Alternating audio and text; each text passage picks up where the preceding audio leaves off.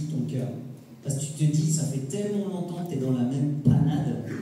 Et bien moi, j'aimerais te dire que Dieu est capable d'intervenir là où tu ne l'attends peut-être même plus. Parce que tu es fatigué, parce que ça fait des années, parce que tu ne vois rien changer, parce que ton quotidien, il est fait de tout ce que tu vois, pardon, mais c'est le caca, et il n'y a rien qui change, et tu te dis, ça pue toujours autant depuis toutes ces années. Dieu est là ce soir, et il veut toucher ton cœur. Et je te demande au nom de Jésus-Christ, ouvre ton cœur. Ouvre ton cœur. S'il y a quelqu'un qui croit dans la capacité de Dieu à changer une vie, c'est moi. Gloire à Jésus-Christ. Est-ce qu'on a les photos qui sont avec nous? En tout cas, l'écran est prêt, donc j'imagine que Jonathan... T'es un multitool, Jonathan. Oui. Merci, Jonathan, pour lui donner un petit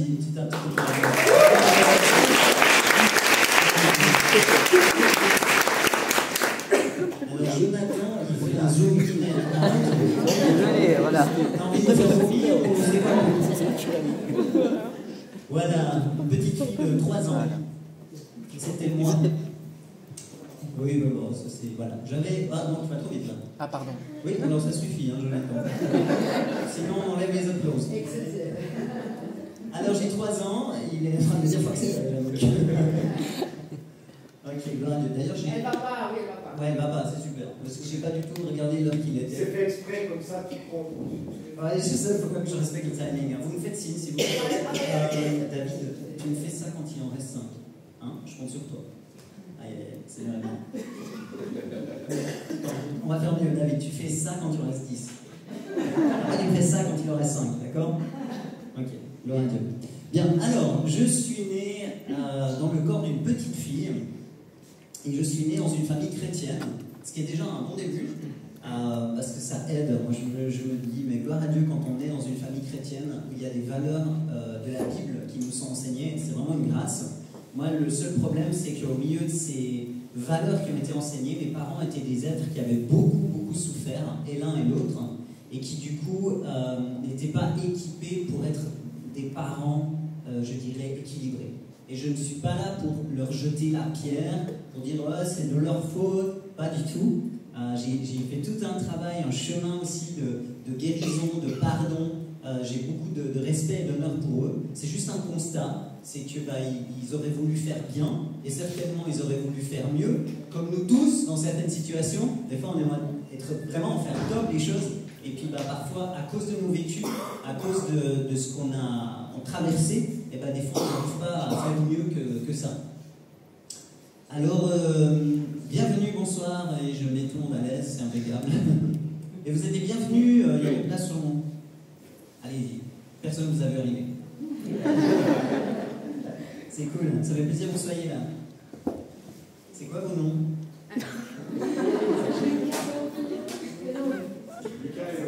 Lucas et Laurie, bienvenue. Bienvenue, c'est cool. Donc voilà, moi, dès l'âge de 4 ans, la perception que j'ai de moi-même, c'est que je me perçois comme un petit garçon.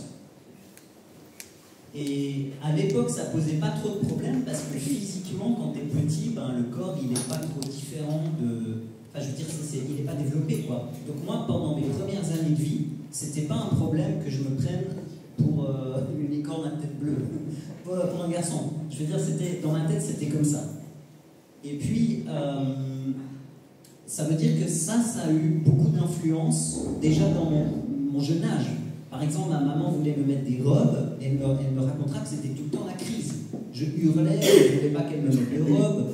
Et puis, justement, je parlais de ce climat délicat dans lequel je grandis. Moi, je vais vivre différentes formes de maltraitance. Donc, il y a différentes formes de violence, d'abus. Je n'ai pas besoin d'entrer dans les détails, mais disons, en tout cas, je ne me sens pas en sécurité chez mes parents. D'ailleurs, je dis chez mes parents parce que je ne me sens pas chez moi, en fait.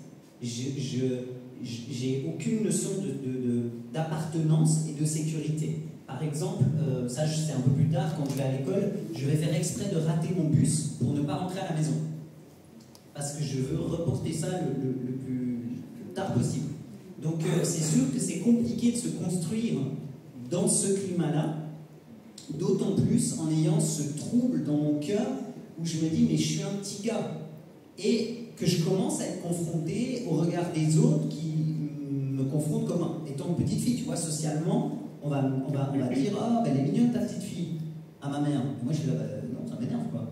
Et en fait, c'est ça, c'est le regard, les attentes sociales qui me confrontent à ce que je suis réellement, mais ça me pose un problème. Et en même temps, je l'ai dit, je grandis dans une famille chrétienne, et très vite, je vais expérimenter Dieu. Et ça, c'est tellement important. En tant que parents et grands-parents, je vous encourage à encourager vos enfants et vos petits-enfants à expérimenter Dieu.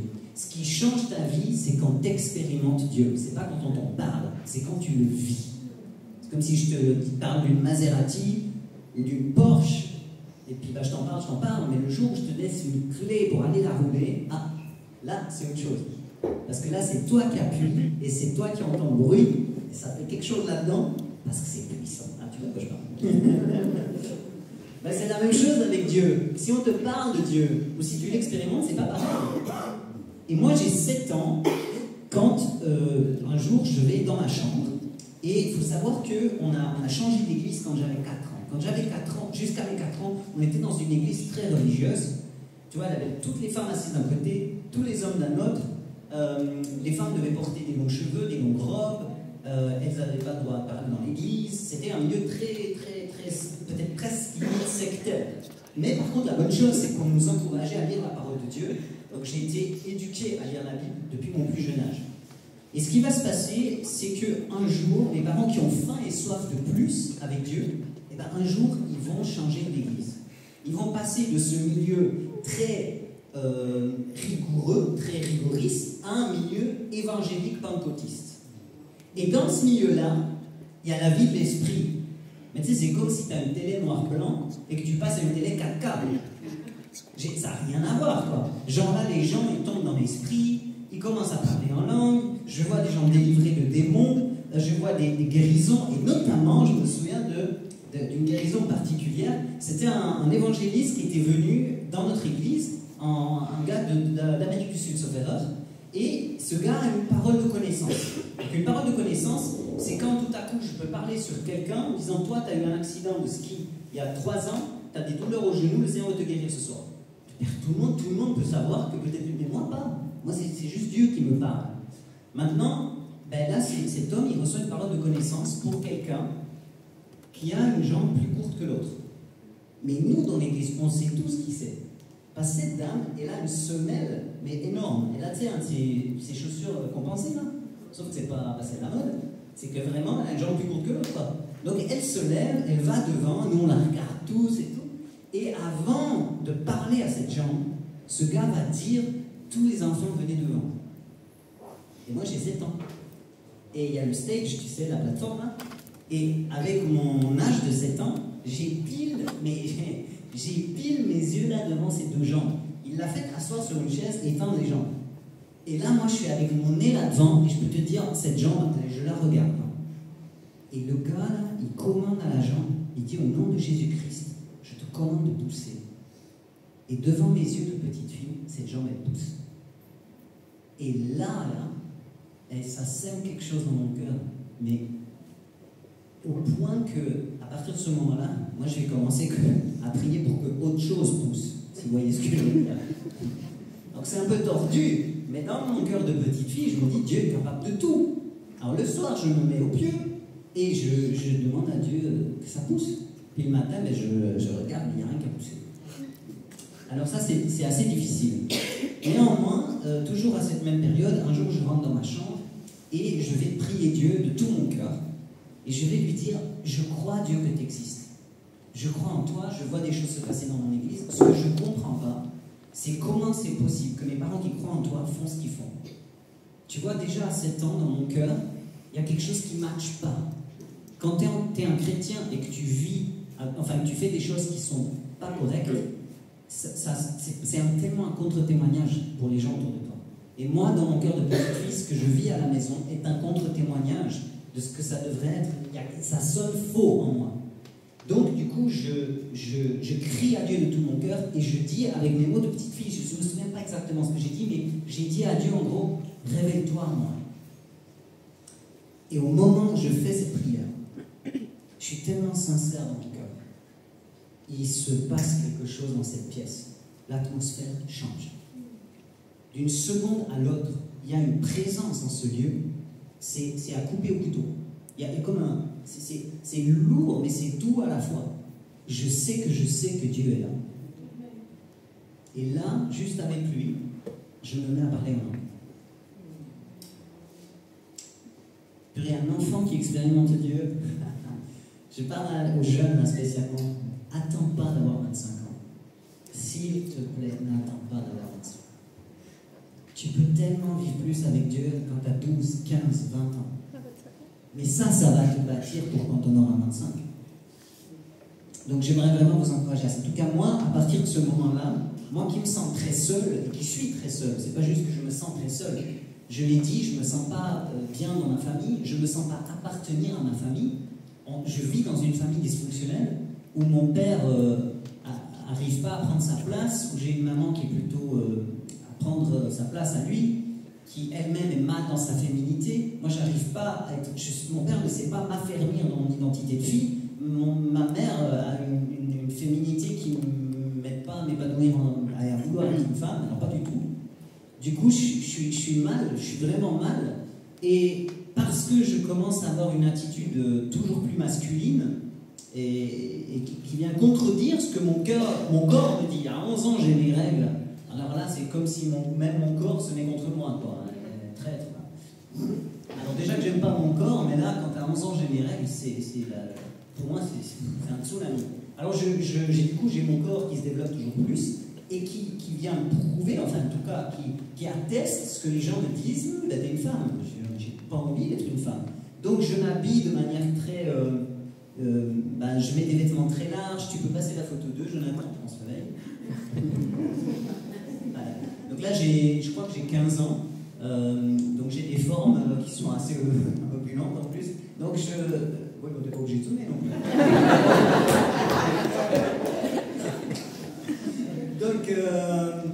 Donc en fait, des zooms à fond. Mets-moi au fond là. Non, c'est ça. Ah, ok. Mais en gros, c'est ça. Je m'habille très large et dès que j'ai pu me couper les cheveux, je me suis coupé les cheveux très courtement. Et en fait, ouais, j'aime pas du tout et je n'assume pas le fait d'être une femme. Et pour moi, c'est invraisemblable d'être une femme. C'est comme une punition. Et je sais pas être une femme. Pour moi, je réfléchis de plus en plus comme un gars. Et c'est vraiment difficile. Donc, en plus, je n'arrive pas à vivre l'attachement. Donc, je l'ai dit, je ne vis pas l'attachement au sein de ma famille, mais je ne vis pas non plus l'attachement au sein du lieu où je suis. J'ai pas de famille proche autour de moi. Et puis, les gens à qui je pourrais m'attacher, il y en a beaucoup qui décèdent, et notamment des enfants. Justement, j'ai 8 ans quand je perds mon meilleur ami. La même année, ma mère passe à 2 doigts de la mort. Pendant 3 jours, elle va rester entre la vie et la mort suite à une intervention chirurgicale. Et après, pendant des semaines, elle ne va plus être à la maison. Et là, ma vie de petite fille, elle est terminée, quoi. Du jour au lendemain, il faut commencer à cuisiner, faire la lessive, le repassage, du ménage, à manger. Et puis, je suis là, ça me conforte encore plus dans je ne veux pas être une femme. Si c'est ça être une femme, merci. Genre zéro envie. Donc, c'est vraiment, voilà.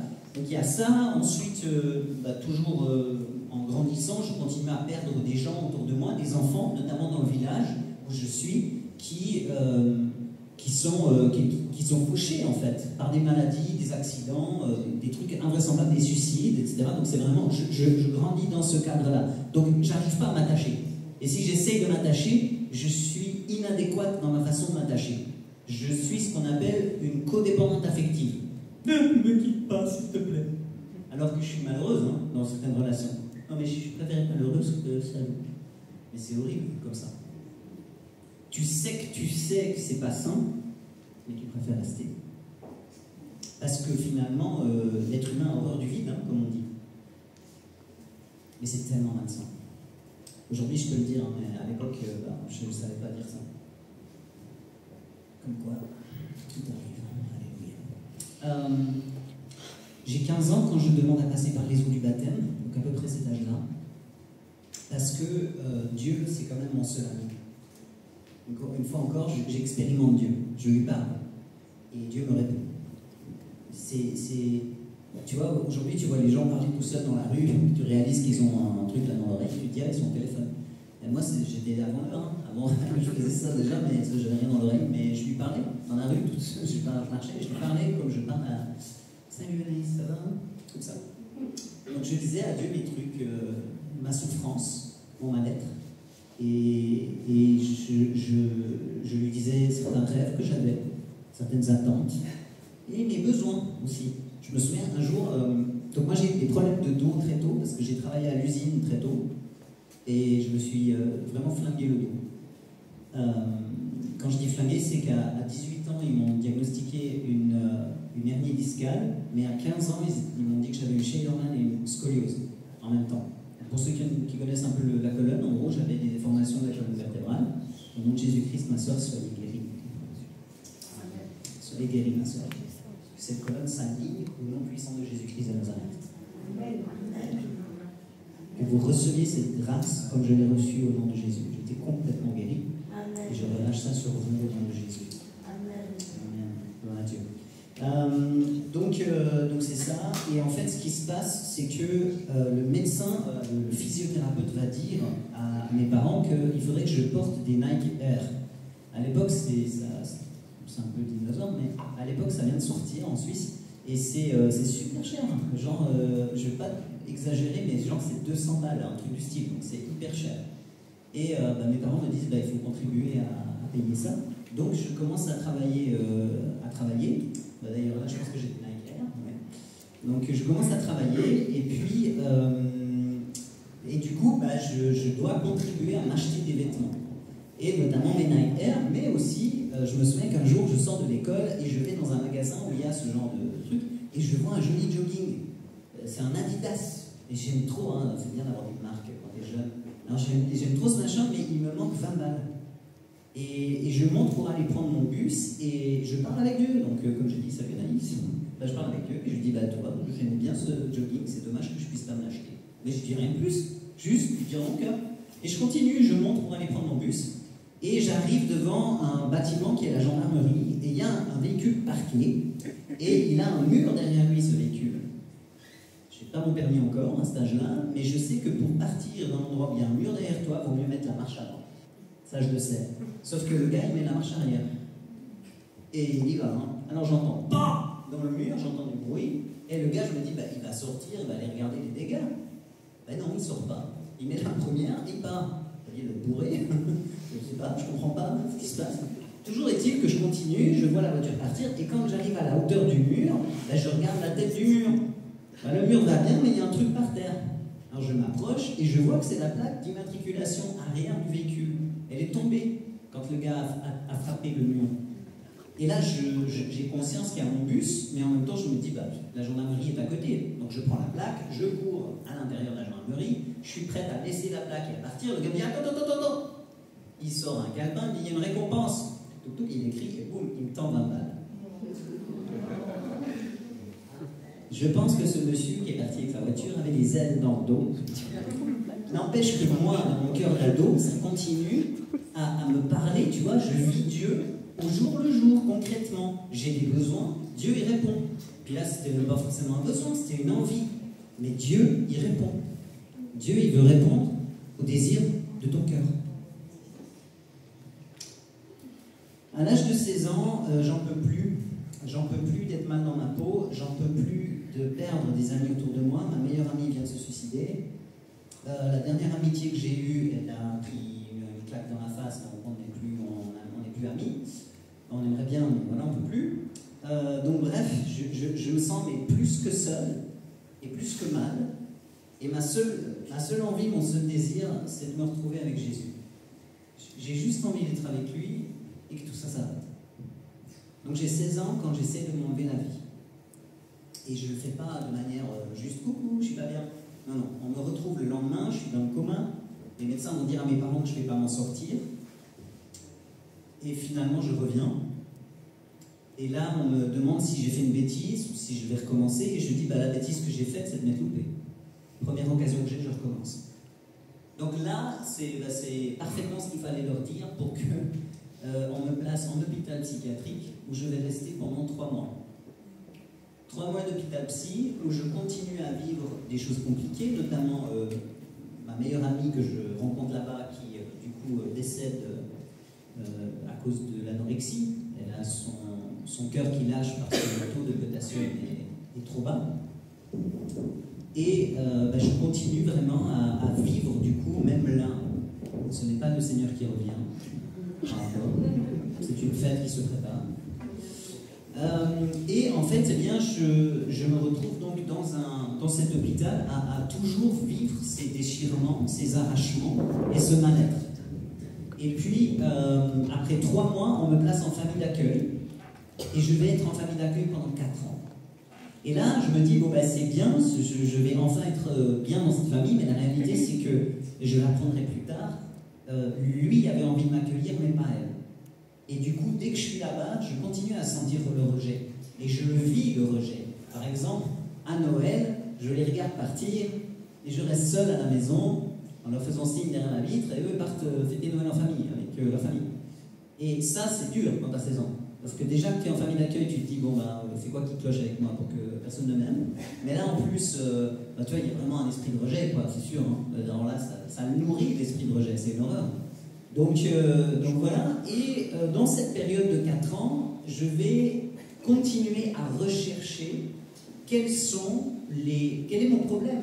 Je suis toujours tomboy, on me traite de garçon manqué, les filles elles ont peur de moi parce que je suis très bagarreur, les garçons ils ont pas envie d'être copains avec moi parce que je suis une fille, et du coup, c'est quoi mon problème? Et je comprends pas. Aujourd'hui, vous avez tous entendu parler du problème de la transsexualité, de la transidentité, de l'homosexualité. Mais à l'époque, on n'en parlait pas. On parlait à peine de l'homosexualité. Donc là, moi, je cherche, dès qu'il y a des émissions de télé qui parlent de l'identité, au sens large du terme, je regarde, je cherche, à essayer de comprendre. Et quand il y a des émissions sur les homosexuels, ça ne me parle pas.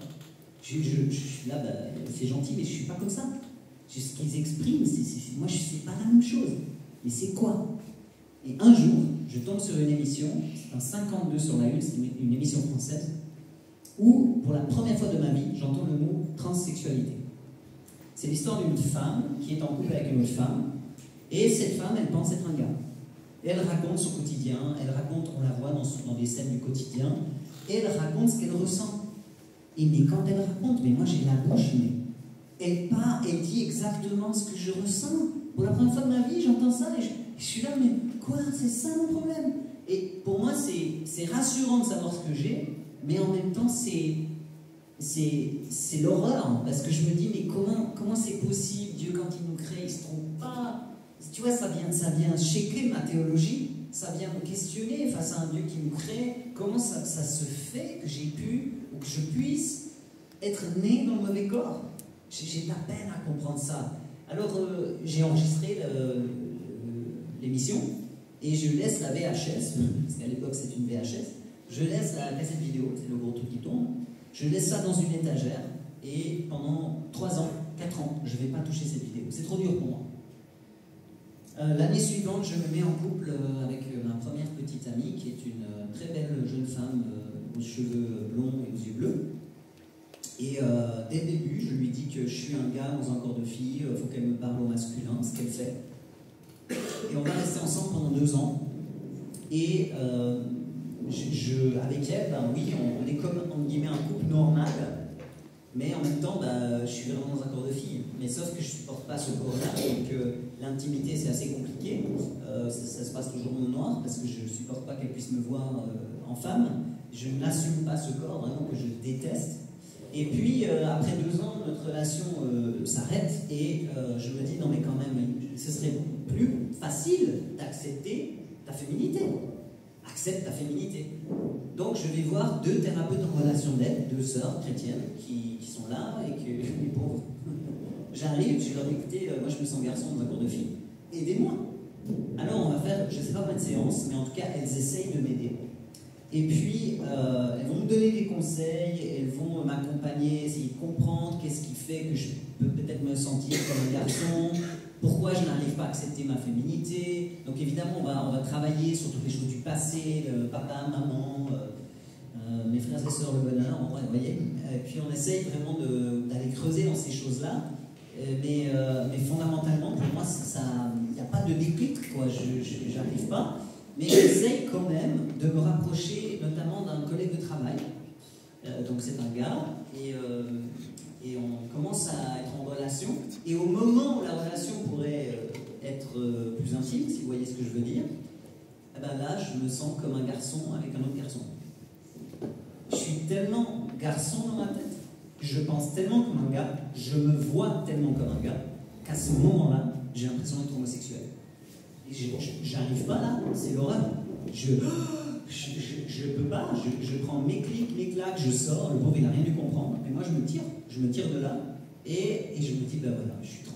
J'ai tout essayé, j'ai vraiment tout essayé, mais la réalité c'est que je suis trans. Et j'avoue que ça me dépite, c'est très dur parce que la première chose c'est ma relation avec Dieu. Il y a comme quelque chose au fond de mon cœur qui colle pas, je me dis c'est pas possible. Et notamment un verset dans Ésaïe 45, le verset 9, j'essaie toujours de ne pas tomber dessus, mais j'ouvre même ma Bible au hasard, hein, souvent, disant à Dieu, parle-moi. Et puis en fait, ben, j'ouvre ma Bible au hasard et je tombe dessus. Ésaïe 45, le verset 9, dit, malheur à qui conteste avec son Créateur. Vase parmi des vases de terre, l'argile dit-elle à celui qui la façonne, que fais-tu? Quand je lis ce verset, ça me défie. Parce que je me sens comme cette argile qui dit au potier, tu m'as fait assiette, mais moi je suis bol. Mais qu'est-ce que t'as fichu? Et il y a de la colère qui commence à venir en moi, face à Dieu. Tu savais bien que j'allais vouloir être un garçon. Pourquoi tu m'as créé fille? Et je suis sûr que ça parle à certains. Et c'est pas juste une histoire d'identité. Combien d'entre vous n'aiment pas la personne que vous êtes? Combien d'entre vous, vous n'avez jamais pu vous accepter tel que Dieu vous a créé?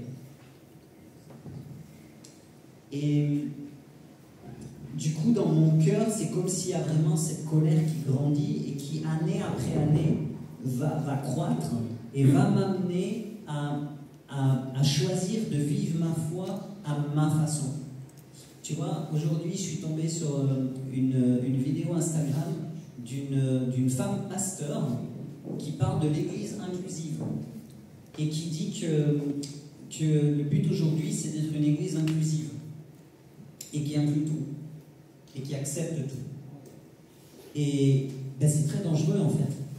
C'est très dangereux d'aller là-dedans parce que c'est comme si finalement on essaye de... Vous avez déjà vu du roseau ou du... Attends, c'est pas du roseau, c'est du jonc. Tu sais du rotin, voilà, du rotin. En fait, du rotin, c'est comme du jonc, mais en plus gros, tu vois. Et puis, en fait, normalement, c'est des grosses barres tout droites. Comme le pied du tabouret, là, c'est tout droit. Mais quand tu le chauffes, tu peux le tordre pour en faire ce que tu veux. Alors, il faut le chauffer, puis il faut le travailler dès qu'il est chaud. Parce que du coup, ça peut se tordre. Et puis, tu peux du coup lui faire une anse de chaise, comme tu veux. Il ne faut pas trop attendre qu'il se refroidisse, parce que s'il se refroidit, tu ne peux plus le travailler. Et il y en a tellement dans l'Église qui vivent leur foi comme ça avec Dieu. Ils chauffent. Ils chauffent pour pouvoir tordre et faire de la parole de Dieu ce qu'ils veulent. Et moi, c'est ce que je fais.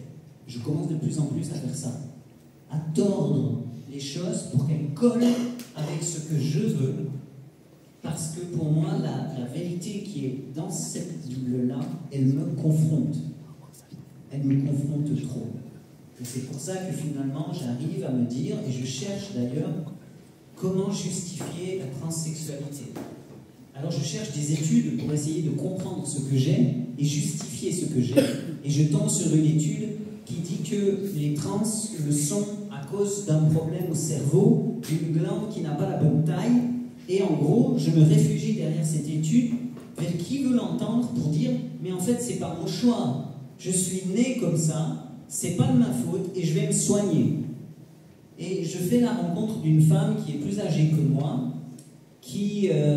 on se met en couple en fait, et le lendemain, je vais chercher cette vieille cassette vidéo qui a 4 ans du coup, et je lui montre cette émission. Et quand elle voit l'émission, elle me dit « Mais c'est toi ?» Je dis « Ouais ». Elle m'a dit « Mais je vais t'aider. » Alors on va chez son médecin généraliste qui nous réfère à un endocrinologue, c'est la personne qui s'occupe des hormones, et je déballe toute une histoire de vie à ce médecin qui est touché par tout ce que je lui partage et qui finalement se lève, fait le tour de son bureau, vient me tendre la main et me dit « Monsieur, je vous demande pardon quand j'entends tout ce qu'on vous a donné comme médicaments, comment on vous a traité, mais on vous a pris pour quelqu'un de psychiatriquement malade. Mais vous êtes bien une personne trans et je vais vous aider. » Et j'ai 21 ans quand je commence le processus de transition pour passer d'un corps de femme à un corps d'homme. Et à l'époque, c'est pas comme aujourd'hui. À l'époque, il faut prétendre d'avoir vécu 2 ans dans le genre opposé avant de pouvoir commencer le traitement hormonal. Ça veut dire que pendant 2 ans, je vais m'habiller comme un gars, demander qu'on m'appelle comme un gars, faire en sorte que socialement on me reconnaisse comme un gars, mais je prends toujours pas d'hormones. Donc c'est difficile parce que j'ai toujours une voix de femme, j'ai pas de pilosité, c'est pas évident, tu vois, j'ai beaucoup de moqueries, de gens qui me rejettent. Ah, le rejet, encore lui. Et c'est vraiment pas facile de vivre ça, cette période-là. Mais en même temps, je suis tellement déterminé parce que je me dis que j'ai tout essayé pour accepter ma féminité, sans y arriver. Je me dis, c'est ça. Et je fonce à travers, et même s'il y a des embûches, notamment je vais commencer à faire de l'épilepsie, je vais commencer à avoir des problèmes de santé, mais je me fiche de ça, je persévère, parce que je suis quelqu'un qui lâche rien. Alors, gloire à Dieu pour ça aujourd'hui, mais à l'époque, c'était pas terrible. Et tu peux passer la photo suivante, Jonathan. Voilà, là c'est Franck, bonsoir. Enfin, pas lui, hein, mais là. Bienvenue. Donc là c'est Franck. Il y a déjà là je viens de commencer le traitement hormonal et j'ai déjà eu des chirurgies. Donc voilà, je vous laisse admirer le travail. Bon, c'est du bon. Mais c'est impressionnant hein, parce que bon bah là je commence ma puberté en fait en gros. Hein. Là j'ai 25 et c'est comme si j'ai fait ma puberté en retard en fait. Donc voilà. L'année de l'intervention chirurgicale, enfin de nez, parce qu'il y en a eu plusieurs, pour moi c'est comme si je commence à vivre. Je me sens enfin vivant, si j'ose dire. Dans le sens que pour moi, j'ai plus envie de mourir. J'ai comme un alignement de tout ce que je ressentais toutes ces années avec du coup le corps qu'on m'a fait en fait. Et c'est comme si ça amène une paix, mais en même temps, au plus profond de mon cœur, hein, je sais que ce n'est pas la volonté parfaite de Dieu. Je le sais parce que la veille de la plus lourde des interventions, j'étais dans l'hôpital et je faisais des 100 pas, tel un lion en cage. Et Saint-Esprit me disait « Non !» J'entendais ça au fond de mon cœur. Et j'étais là « Mais oui !» Et il me disait « Non !» Mais j'étais là « Mais j'ai tout essayé. J'ai tout essayé. Tu peux pas me dire ça. J'ai tout essayé pour accepter ma féminité. Comment tu veux que j'arrête ça? Je peux pas. » Mais je me souviens que le lendemain matin, quand ils ont venu me chercher pour m'amener au bloc, je suis parti en pleurant. Je suis parti au bloc en pleurant. Parce que je savais que je faisais du mal à mon meilleur ami. Ah, ça c'était dur.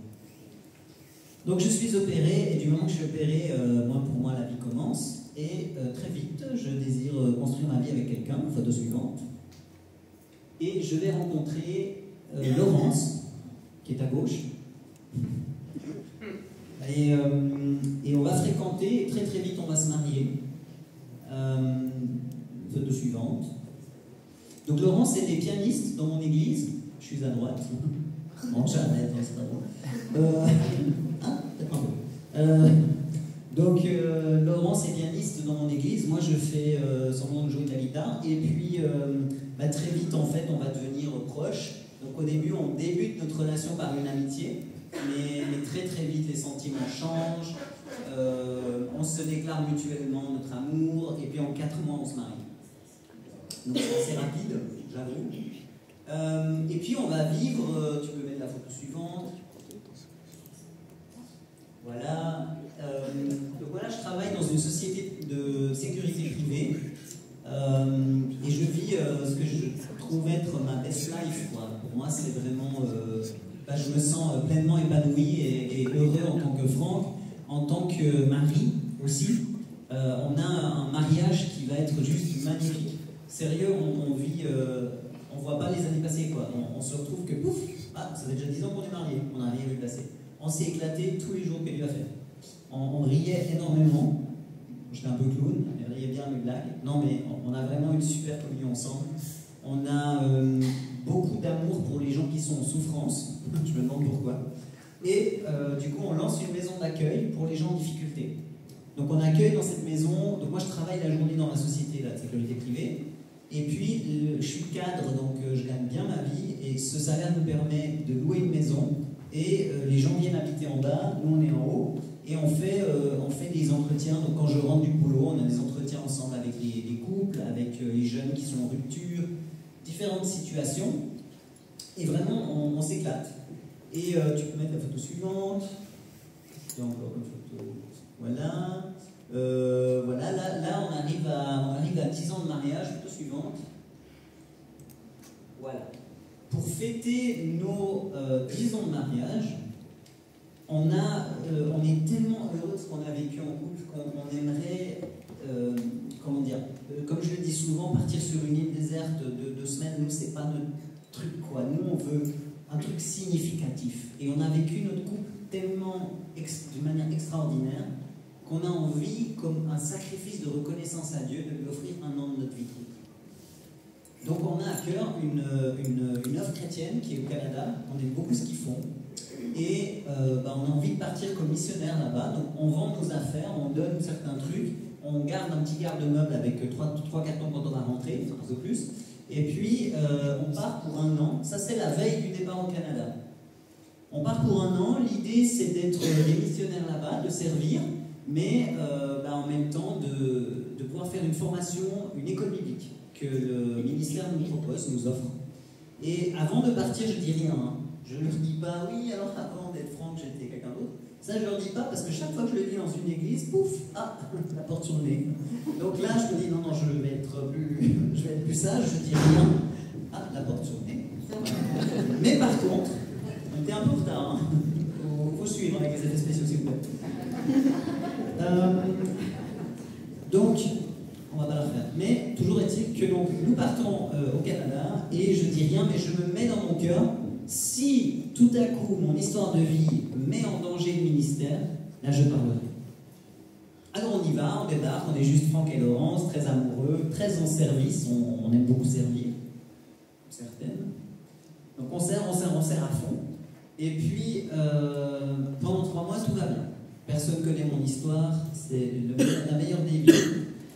Et après 3 mois, j'ai le patron de l'œuvre chrétienne qui vient dans mon bureau et qui me dit Franck, ça se passe bien, vraiment, ça se passe super bien, c'est cool. J'aimerais maintenant te confier d'autres responsabilités. Tu vas appeler les ministères dans la francophonie, tu vas les contacter pour leur demander des ressources qu'on va diffuser sur notre canal de diffusion. Oups. Là, je sais que je dois parler. Parce que je vais contacter ces gens, je vais leur envoyer mon email, il y a ma petite photo sur l'email, et il y a mon nom, et mon histoire, notre mariage, ça avait fait un tel foin dans les églises en Suisse, ça s'était même propagé jusqu'en France. J'étais là, non mais je peux pas ne rien dire, il faut que je parle.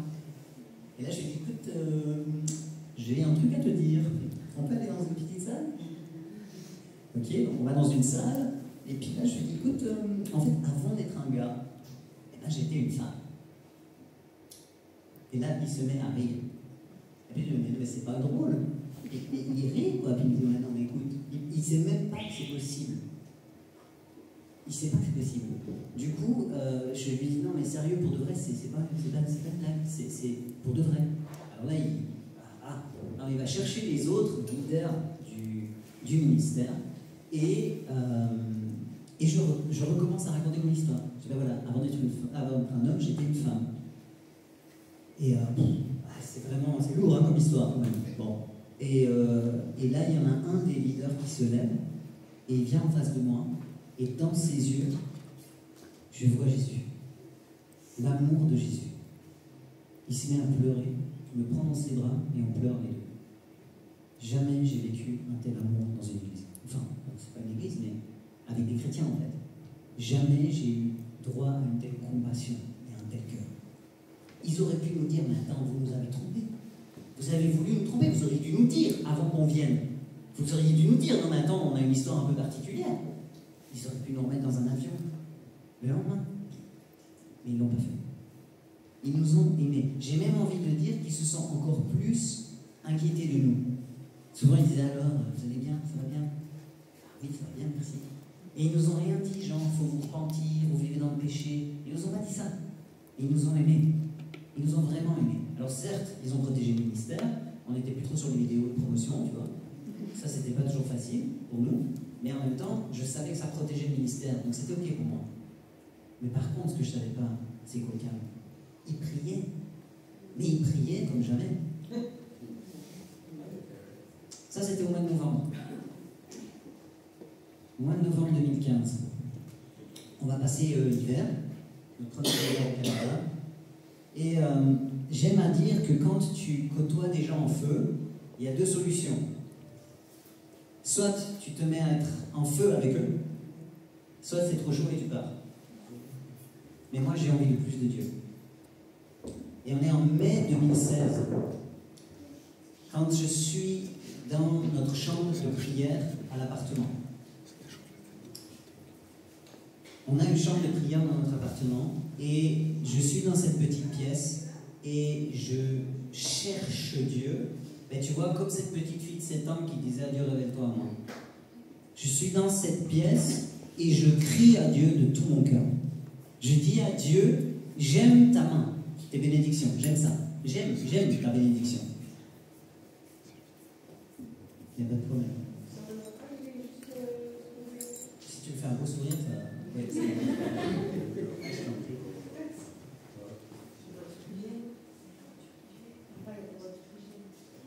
La voiture, elle gêne. La voiture, elle gêne. Pourquoi ta voiture elle gêne? En bus, vous voulez Je pas sais pas, les il y a une heure consommer comme ça. Ah, est-ce que... Ah ouais, ce serait super. Allez, merci. Merci Alphonse. Alphonse? Alfonso, grazie. Merci. Alors, allez, on se concentre encore un petit coup.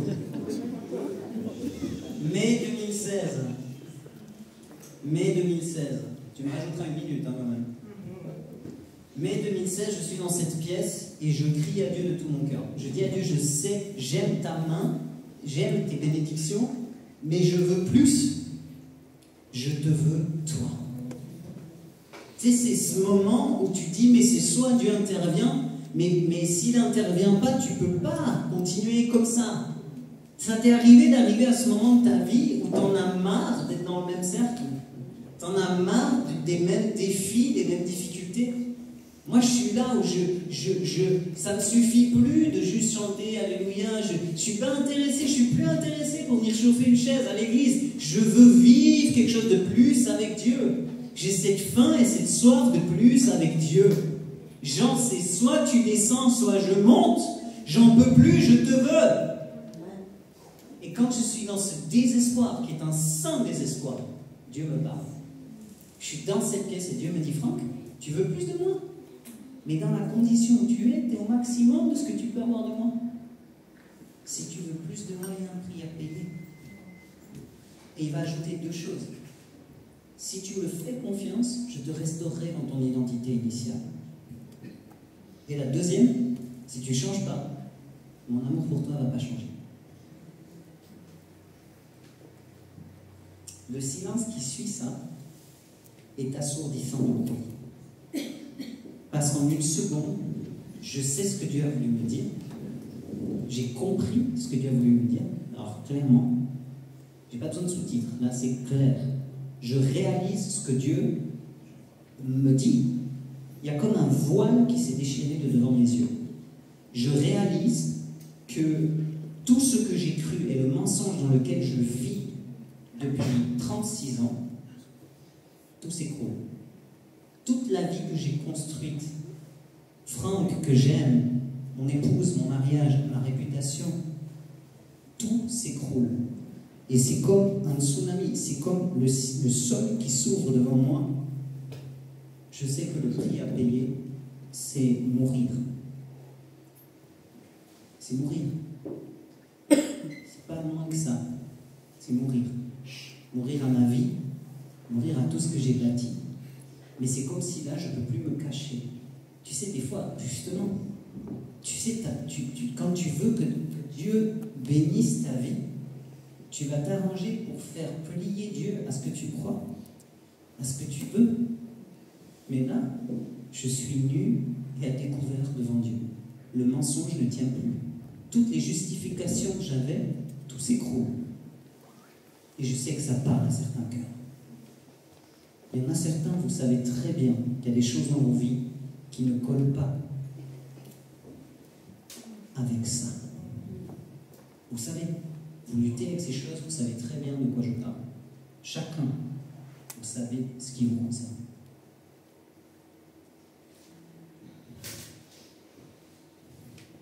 Et nous sommes devant un choix. C'est soit on continue notre vie, parce que l'amour de Dieu ne change pas, soit nous faisons le choix de mourir. Mais moi, ça me paraît un prix tellement élevé. Attends, mais je l'aime, ma femme. Moi, je suis prêt à mourir pour elle. Je l'ai toujours dit.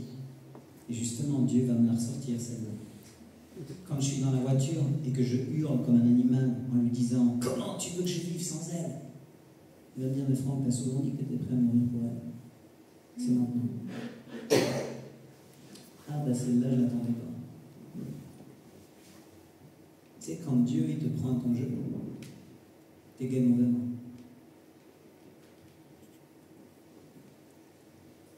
On va prendre une semaine. Une semaine où, tu vois, le voile, il est tellement déchiré, et mon cœur, il est tellement en train de saigner, mais ouvert, comme il n'a pas été ouvert depuis des années, que cette fois-là, chaque fois que je dis à Dieu de me parler, mais il me parle à travers sa parole, c'est fou. Il me parle d'une manière si claire dans sa parole. C'est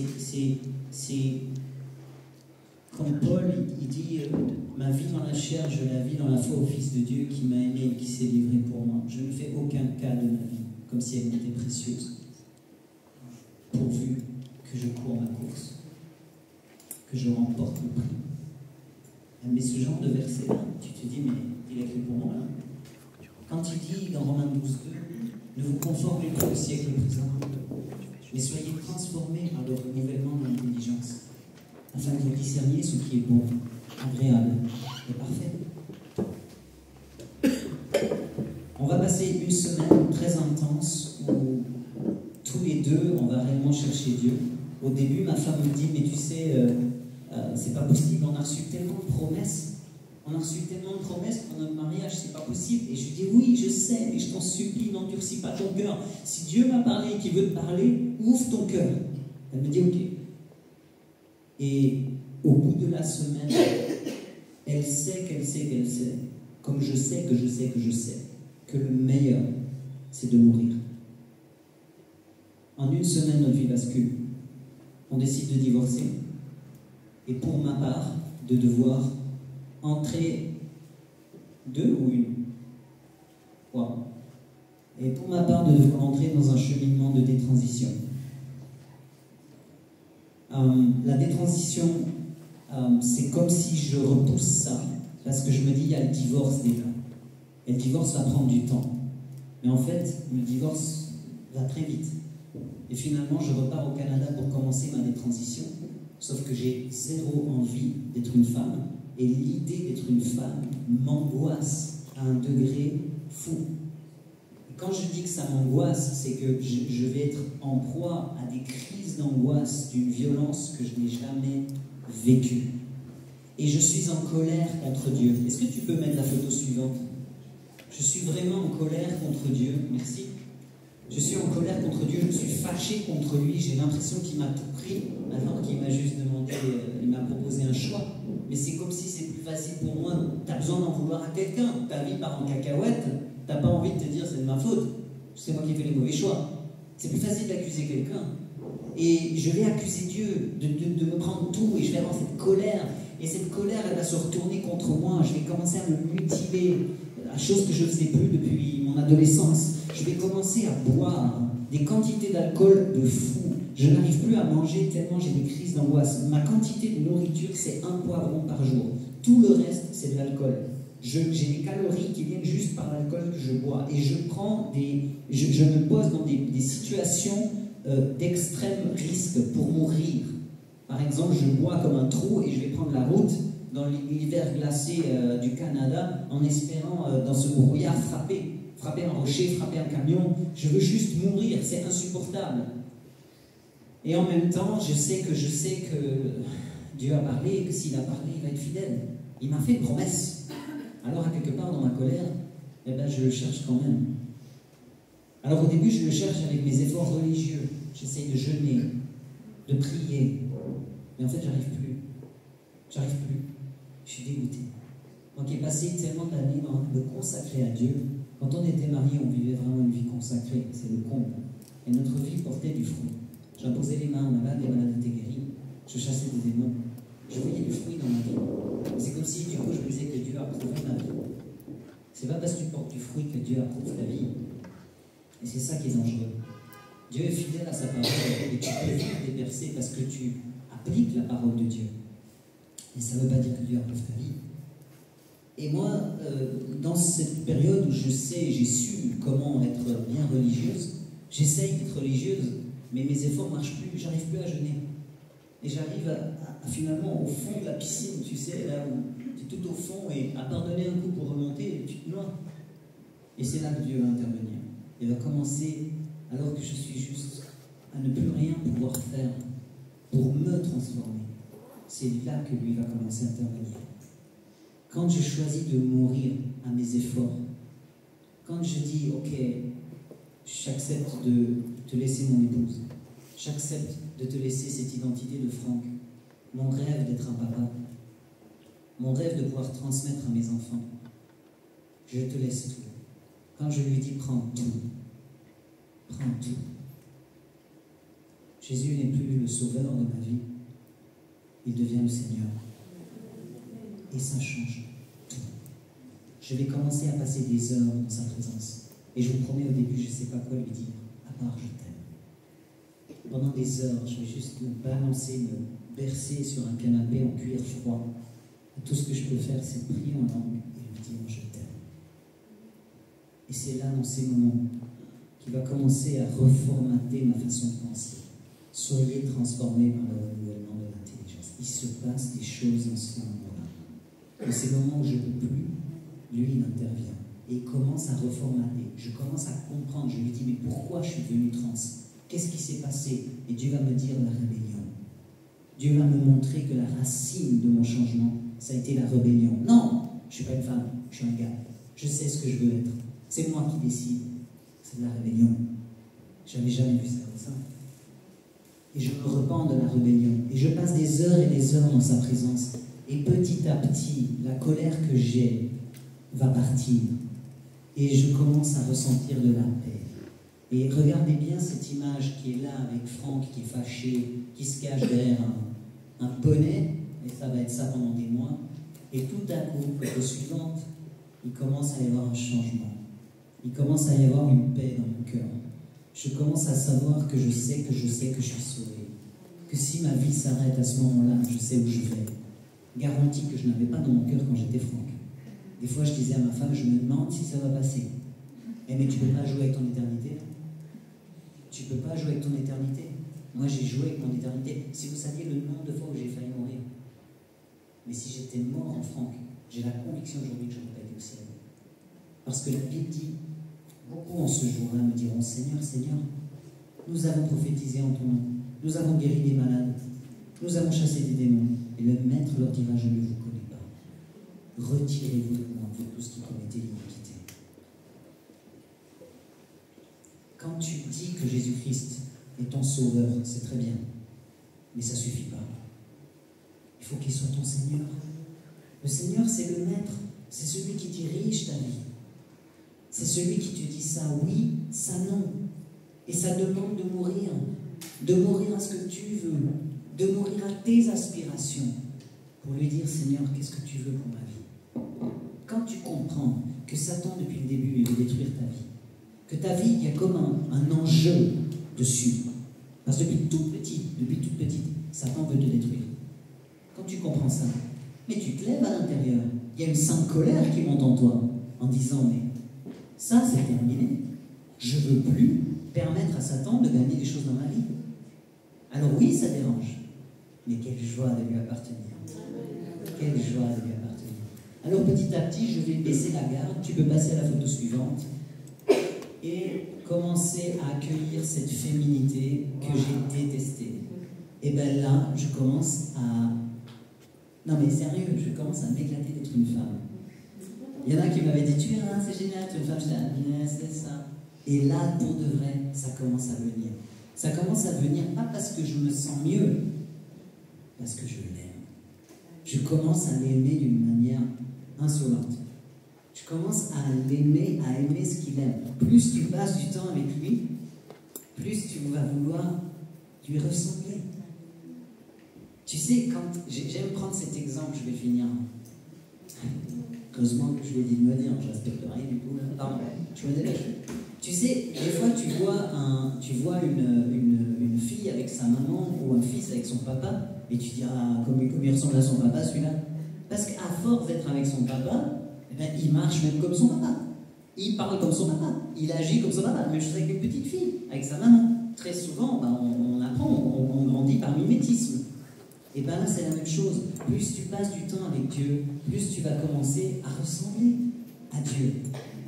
Tu vas commencer à être comme lui. Et c'est tellement ce qu'on devrait vouloir. Ah, tu peux passer, je pense que c'est la dernière. Yes. Alors, depuis le mois de janvier 2025, j'ai la joie, l'honneur, le privilège d'être à temps plein dans le ministère pour partager ce témoignage. Quand tu entends ça, je prie au nom de Jésus-Christ pour que dans les incapacités de ta vie, dans les impossibilités de ta vie, tu puisses te dire, ah, bah, si Dieu l'a fait pour Yannick, il va le faire pour moi. Parce que je suis sa chouchou, désolé de vous décevoir, mais vous êtes ses chouchous. Ça, c'est la bonne nouvelle. Et quand tu choisis de lui obéir et de surrender ta vie, de soumettre ta vie, eh bien, ça l'éclate. Je vous donne un exemple. Après, je finis, promis. Après, je vous laisse la sucette pour les questions. Un exemple, par exemple, Dieu m'a amené dans mon chemin de détransition à épouser certaines choses que je n'avais pas envie d'épouser dans la féminité. Notamment, moi j'étais un singe poilu, hein, j'étais poilu, alléluia. Et un jour Dieu m'a dit, ça me ferait plaisir que tu t'épiles les jambes. D'accord. Bon. Mais par amour, j'appelle une copine qui vient, elle m'aide, donc on fait séance rasage. Et j'ai eu besoin d'aide, hein, parce qu'elle avait mal. Et c'est comme si, tu sais, le dernier rempart de la masculinité tombait à quelque part. Ah, il y a quelqu'un qui va faire la vaisselle ce soir. On dira pas qui c'est. Toujours est-il que quand on a fini le rasage, moi j'ai froid et je me sens, c'est le cas de dire, à poil. Donc bon, je suis un peu, il y a un côté frustré, puis en même temps il y a un côté où je suis super contente parce que je sais que j'ai obéi et j'ai fait plaisir au Seigneur. Et là je pars pour aller visiter une amie, je suis dans la voiture et je peux vous dire exactement où je me trouve quand la gloire de Dieu tombe sur le véhicule. C'est comme, la gloire c'est la présence tangible de Dieu. Mais elle est tellement tangible, on dirait qu'il a monté le chauffage.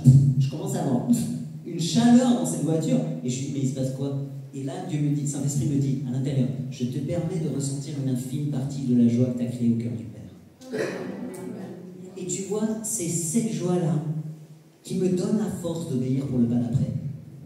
Quand il dit dans Néhémie, la joie du Seigneur sera votre force, c'est ça que ça veut dire. Quand tu obéis, ton papa, il est dans la joie. N'importe quel papa ou maman, quand votre enfant obéit, dites-moi pas que ça vous fait caquer. Mais non, ça vous remplit de joie. Mon enfant a obéi. Eh bien, imagine avec Dieu, c'est encore plus. Et quand tu obéis, tu vois la joie que tu lui causes. Ça te donne la force de faire un pas de plus. Et par la grâce de Dieu, ce processus de transition, j'ai fait tout ce que j'ai pu. J'ai été jusqu'au plus de ce que j'ai pu. Et Dieu sait que je réjouis son cœur. Et ça me remplit de bonheur. Gloire à Jésus-Christ, on peut l'applaudir.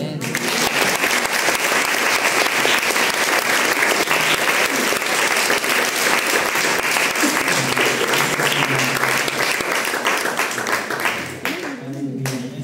On va juste prendre un temps maintenant pour poser des questions par rapport à ce qu'on a partagé.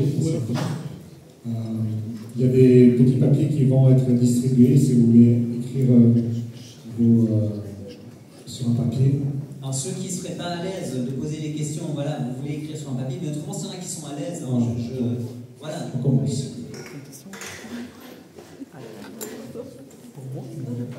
Donc moi, ça fait la troisième fois que je viens voir que tu dis ton témoignage. Ouais, maintenant, il va falloir que ce soit payant, parce que c'est pas normal. Voilà, c'est ça.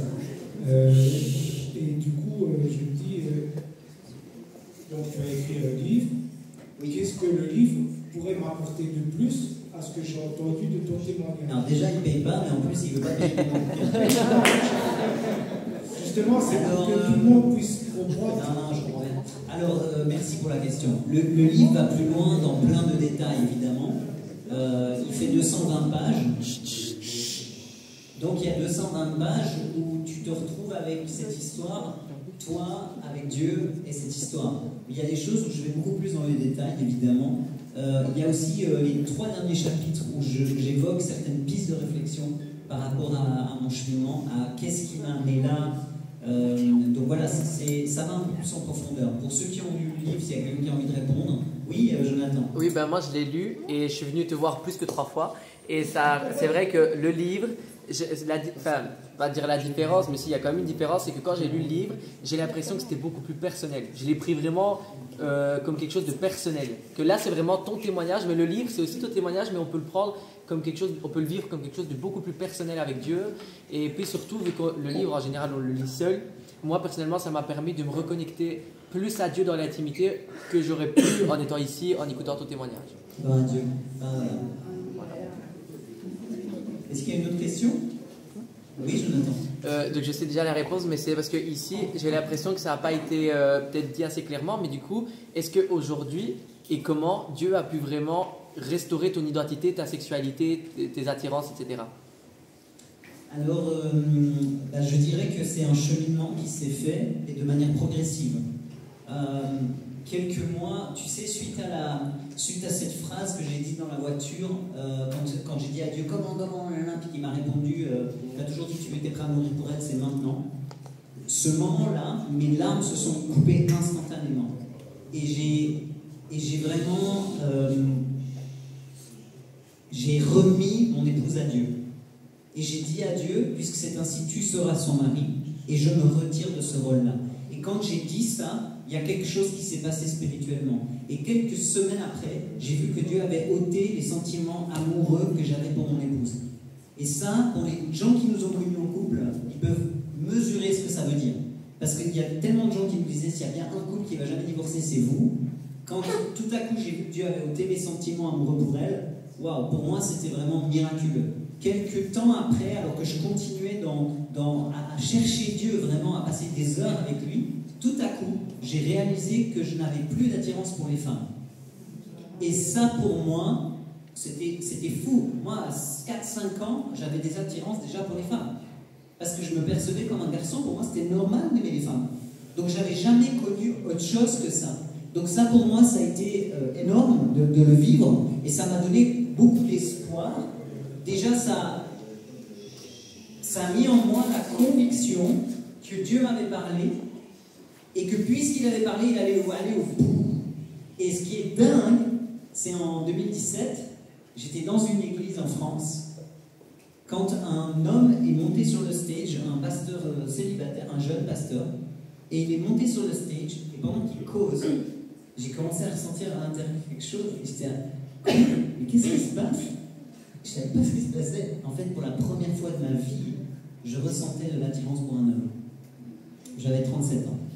Eh non, mais gloire à Jésus-Christ, c'est énorme. C'est énorme, je peux vous dire. Et ça a beaucoup changé, en fait, parce que finalement, en fait, ce qui est drôle, c'est que, pardon, je donne cet exemple, c'est que à l'époque, quand je voyais 3 gars ensemble, qui peut-être discutaient. À l'époque, je me disais, si j'étais un de ces trois gars, je serais comme lui. Aujourd'hui, si je vois trois gars ensemble qui discutent, je me dis, tiens, si je devais être avec un gars, ce serait celui-là. Ça change tout. Ça change tout. C'est extraordinaire. Là, Jésus-Christ. Amen.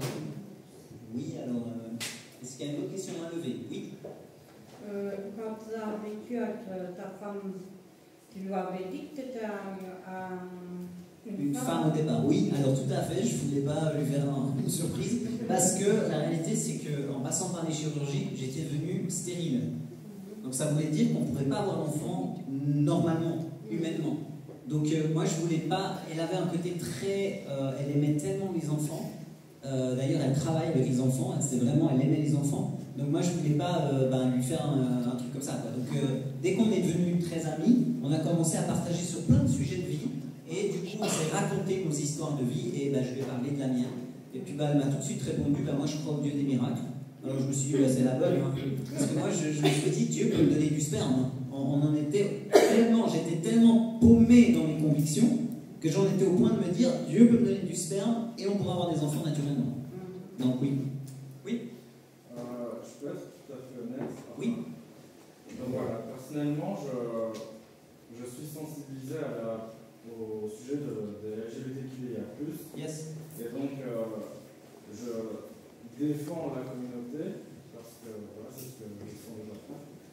Donc, à la base, je n'étais pas trop chaud pour venir, parce que je peux sentir des désaccords, vous voyez. Mais je me dis qu'en tant que futur éduc et travailleur social, je dois prendre la personne à 100% comme elle est en face de moi, et aussi écouter des discours qui peuvent être différents. Donc je dois faire l'optique d'ouvrir mon esprit et d'entendre des discours différents. Donc on ne va pas discuter de ce qui peut être d'accord pas, mais plutôt ce qui m'interroge, c'est il y a 20 ans, je suppose qu'il y avait déjà de la France politique. Mais je me dis que la détransition, on n'en entend pas beaucoup parler aujourd'hui, et souvent quand on entend parler, c'est très orienté, je trouve, personnellement. Donc est-ce que vous subissez également, peut-être, je ne sais pas, une autre forme de discrimination et de partie, justement? Ok. C'est quoi ton prénom? Cashden. Cashden, il faut le dire tu. Hein. Merci Cashden pour ta question. Elle est très pertinente ta question parce que, alors déjà je ne suis pas transphobe. J'aimerais le dire, je ne suis ni transphobe ni homophobe. J'ai été les deux. J'ai été trans, j'ai été homo. Mais si tu savais l'amour que j'ai et la compassion que j'ai, parce que je sais la souffrance qu'il y a derrière ces vécus-là. Alors, ça me fait sourire, hein, gentiment, parce qu'il y a des fois des associations LGBT qui me souhaitent la bienvenue dans les lieux où je vais en envoyant des lettres, des menaces, des choses comme ça. Et je trouve dommage, parce que moi, je crois qu'on doit dialoguer et on doit pouvoir s'entendre dans les différences, dans les ressentis.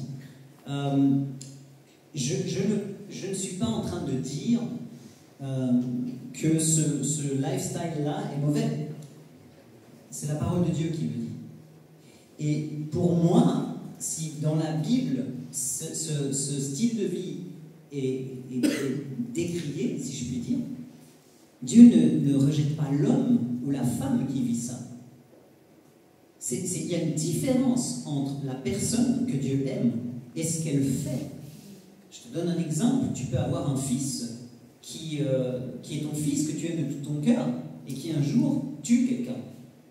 Soit par inadvertance, il renverse quelqu'un, soit vraiment il est fâché avec son professeur et il le plante. Ça reste ton fils, et tu l'aimes. Est-ce que tu aimes ce qu'il fait? Non. Est-ce que tu peux cautionner ce qu'il a fait? Non. Mais tu l'aimes. Et pour être franche, depuis que j'ai détransitionné et que j'ai compris que Dieu m'a parlé par rapport à ce qui m'avait amené à transitionner, mais c'est comme si un voile s'est levé devant mes yeux. Ce que je croyais être juste, ou que j'ai finalement voulu que ce soit juste pour aligner les noix sur mon bâton, quand tu les mets face à la parole de Dieu, tout s'écroule en fait. Et je vais te dire que depuis environ